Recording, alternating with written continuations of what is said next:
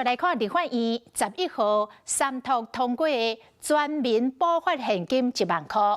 行政院长杜英台讲，可能就要借钱来发这条钱，但是后续并无表态，是不是要提起着复议，或者是来实现？若是按照着时间来估算，这个特别条例真正产生效力的时间点是7月26日第一波的罢免了后。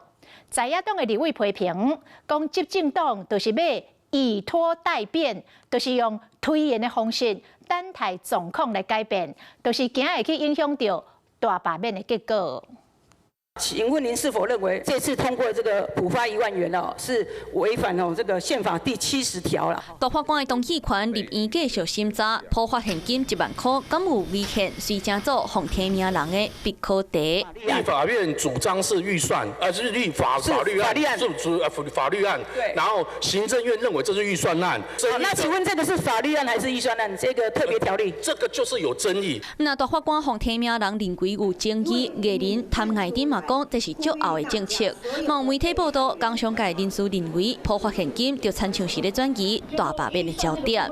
谭爱珍也许不缺这个钱，他就切结嘛，他把它捐出来说，就直接捐给台电，捐给这个相关单位嘛。那行政院长杜英台进行定调，那是普发现金就要借钱。不过法案三读了后，政院也未明确表态敢有复议，加上大罢免就要进入最后阶段，就惊小可动作可能会牵动选情。尤其这届特别条例立院无明列生效的日期，上紧嘛要等10天了后，立院的复议期结束才会当送，也就是7月22日。说落来，总统10天来公布，公布了后3天才生效，到时已经超过7月26日头一波的罢免。现在的执政党就是造谣欺骗老百姓，他们心目中已经取得共识，怕影响大罢免的不同意票2350亿。